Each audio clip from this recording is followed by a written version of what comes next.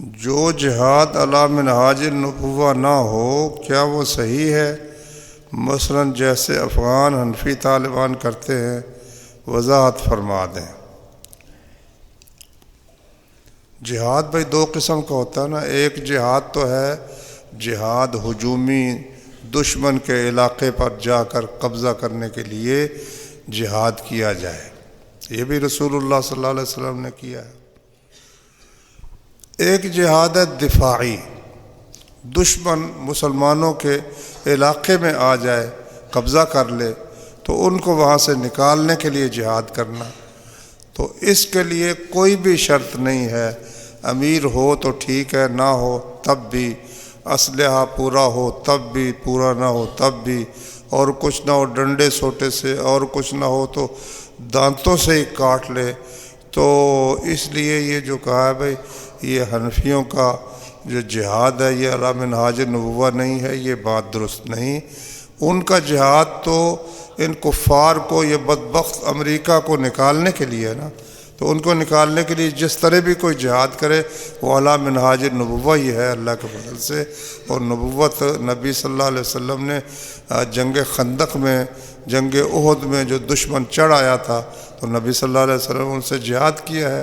تو اسی طرح سے امریکہ اب ہزاروں میل دور سے آ کر اس نے افغانستان پر قبضہ جمایا ہوا ہے، تو اس کو نکالنے کے لیے جو جہاد ہے وہ بہترین جہاد ہے اور وہ جہاد کرنا چاہیے۔ جو داعش کے مظالم کی ویڈیوز دکھائی جاتی ہے کیا یہ حقیقت پر مبنی ہوتے ہیں؟ کیونکہ ویڈیو تو خود ساختہ بھی ہو سکتی ہے۔ ہاں بھئی ہو سکتی ہے ویڈیو خود ساختہ بھی، لیکن وہ اخباروں میں بھی اور ویسے بھی وہ اس قسم کے جتنے کارروائیاں ہوتی ہیں ان کی وہ قبول کرتے ہیں ان کی کارروائیوں کو، تو اس لیے یہ مشکل ہے کہ یہ کہا جائے کہ یہ خود ساختہ ہیں، بلکہ وہ درست ہی معلوم ہوتی ہیں۔ دعا مانگنے کا صحیح طریقہ کیا ہے؟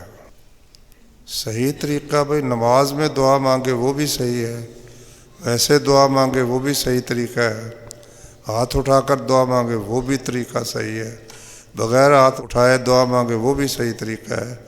صحیح طریقہ یہی ہے کہ اللہ اور اس کے رسول صلی اللہ علیہ وسلم کے بتائے ہوئے جو دعائیں ہیں اور ان کے مطابق جو دعائیں ہیں وہ دعائیں کی جائیں، ان میں شرک کی آمیزش نہ ہو، اور ہو سکے تو پہلے اللہ کی تعریف جتنی ہو سکے، پھر درود شریف پڑھے، پھر دعا کرے، اور اگر براہ راست بغیر اس کے بھی دعا کر لے تو بہت سی دعائیں وہ اس کے بغیر بھی ہیں، تو ویسے بھی دعا کرے تو اللہ قبول فرماتا ہے۔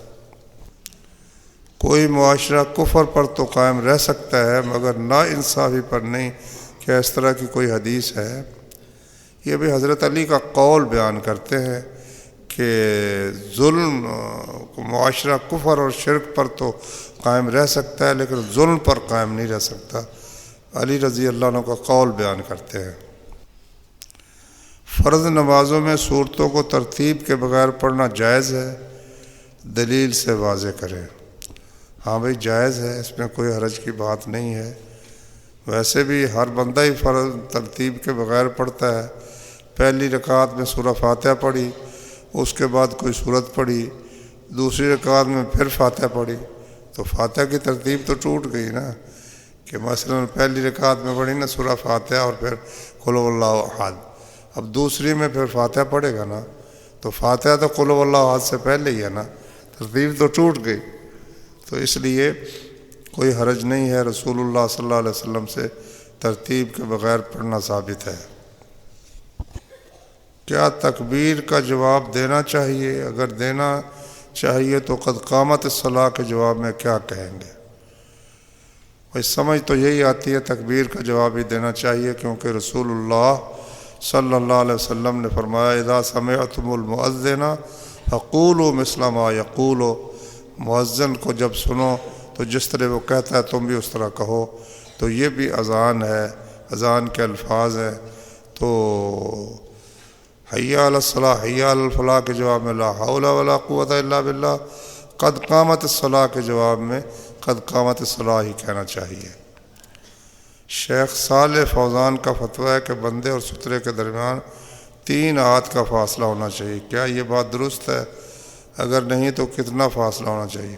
یہ ٹھیک ہے، سجدے کے لیے اتنی کوئی جگہ ہونی چاہیے، 3 ہاتھ بن جاتے ہیں کوئی 4.5 فٹ۔ ہماری یہ صفیں جو ہے نا یہ 4 فٹ کی ہوتی ہیں، تو اس سے آگے وہ رکھ لیا جائے سترا تو ٹھیک ہے، ان کا فتویٰ درست ہے۔ عصر کے بعد سونا شرعاً کیسا ہے؟ اگر عصر کے بعد سونے کا کوئی نقصان ہے تو وہ بھی وضاحت فرمائیں۔ یہ جو کہتے ہیں نا، کئی کہتے ہیں صبح کے بعد سونا فقیری لاتا ہے، صبح کے بعد سونا، یہ بھی کوئی حدیث نہیں ہے۔ عصر کے بعد سونا بھی شریعت میں منع نہیں آیا، تو اس لیے اگر کوئی تھکا ہوا ہے سو جاتا ہے تو کوئی حرج کی بات نہیں ہے۔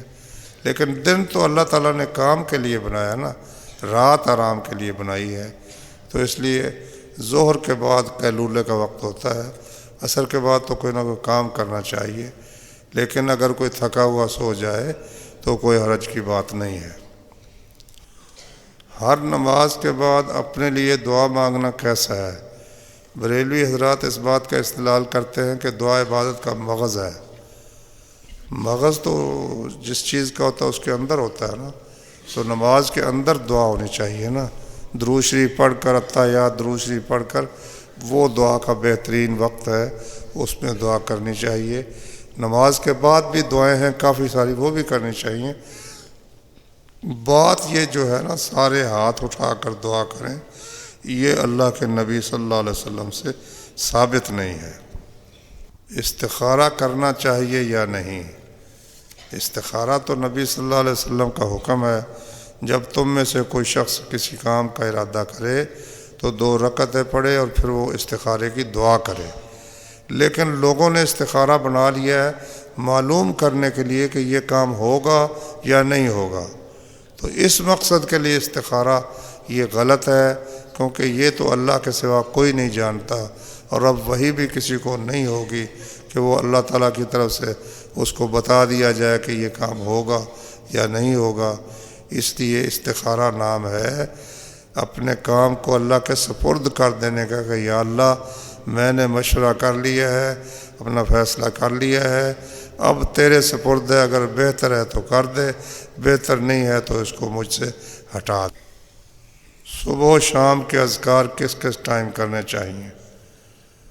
صبح کے تو صبح کی نماز کے بعد ہی ہیں، شام کے اذکار جو ہیں وہ شام سے پہلے بھی کر سکتے ہیں، شام کے بعد بھی کر سکتے ہیں۔ خون کے ساتھ کوئی نام وغیرہ لکھنا چاہیے یا نہیں؟ یہ تو غلط کام ہی ہے نا، خون کے ساتھ کیوں لکھنا ہے نام؟ خون اس لیے تو نہیں نہ ہوتا کہ اس کے ساتھ نام لکھا جائے، تو یہ لغو حرکت ہے، اس سے پرہیز کرنا چاہیے۔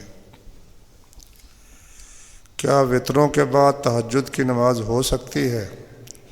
ہاں بھائی ہو سکتی ہے، حدیث میں ہے نبی صلی اللہ علیہ وسلم نے فرمایا عشاء کے بعد وطر پڑھ کر 2 رکعتیں پڑھ لو، اگر صبح اٹھ کھڑے ہوئے تو بہتر، نہ اٹھ کھڑے ہوئے تو وہ 2 رکعتیں ہی کافی ہو جائیں گی۔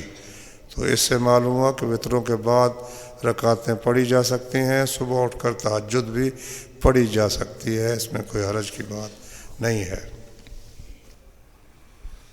جو لوگ اس صحابی والے واقعہ کو بیان کرتے ہیں جن کا نام ثعلبہ تھا، جس نے مال کی دعا کروائی اور پھر اس نے زکوٰۃ نہیں دی، مرتد ہو کر مرا، یہ واقعہ سند کے لحاظ سے ٹھیک ہے، بیان کرنا چاہیے؟ نہیں بھائی، یہ سند کے لحاظ سے ٹھیک نہیں ہے یہ واقعہ۔ ثعلبہ تو بدری صحابی تھا، اس لیے یہ جو واقعہ بیان کرتے ہیں اس کی سند صحیح نہیں ہے۔